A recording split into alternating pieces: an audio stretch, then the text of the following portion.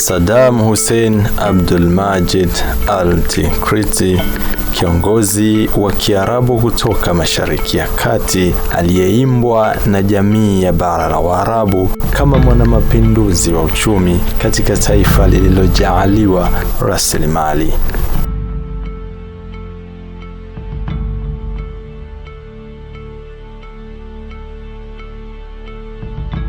Kiongozi huyo mwanajamii wa Tikriti anaheshimiwa mno na Wapalestina kwa mchango mkubwa aliofanya wa kulinda ardhi yao.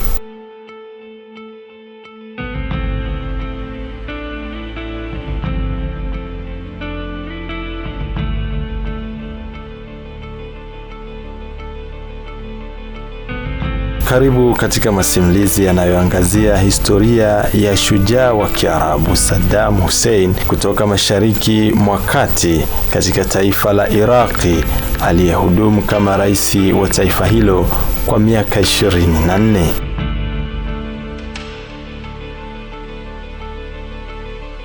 Katika nchi yake ya Iraki alijulikana kama mwanamapinduzi mkubwa wa uchumi katika taifa hilo lenye utajiri mkubwa wa mafuta na gesi.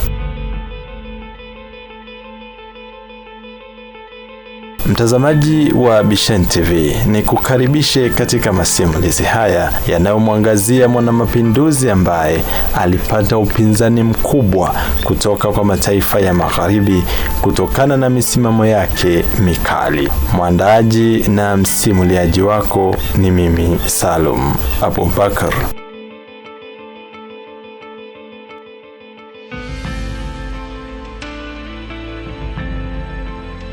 Saddam Hussein Abdulmajid al-Tikriti alizaliwa tarehe 28 April mwaka 1937 katika kijiji cha Al-Waja karibu na mji wa Tikriti nchini Iraki.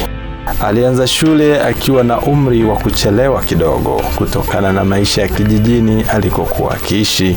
Alisoma shule ya msingi na sekondari Baghdad na baadaye alijiunga na chuo huko katika mji huo na kuchukua masomo ya sheria.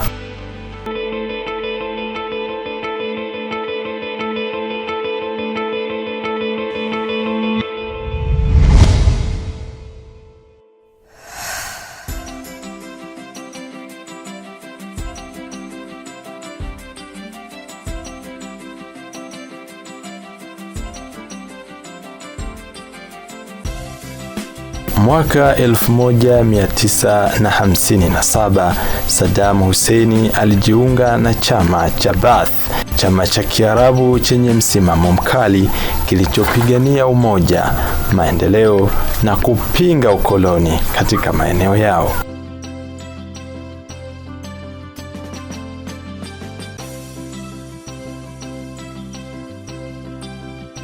Mwaka 1959, miaka miwili tangu tu alipojiunga katika chama hicho, kiongozi huyo alihusishwa katika jaribio la mapinduzi ya rais aliyekuwa madarakani kipindi hicho, Abdul Karim Qasim, na jaribio hilo halikufanikiwa, jambo ambalo lilimlazimu kukimbilia uhamishoni nchini Syria na baadaye nchini Misri.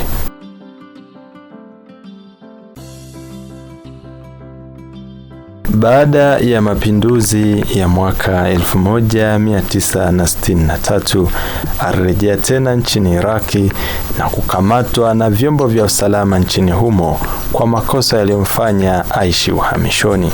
Hata hivyo, hakukaa sana gerezani. Alipanga njama za kutoroka na alifanikiwa na kutokomea kusikojulikana. Jambo hili lilimpa nafasi kubwa katika chama chake cha Baath ambacho kilihitaji viongozi majasiri.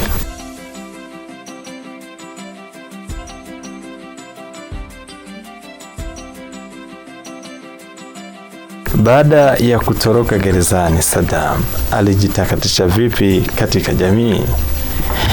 Na ilikuwaje akawa rais wa taifa hilo la Iraq?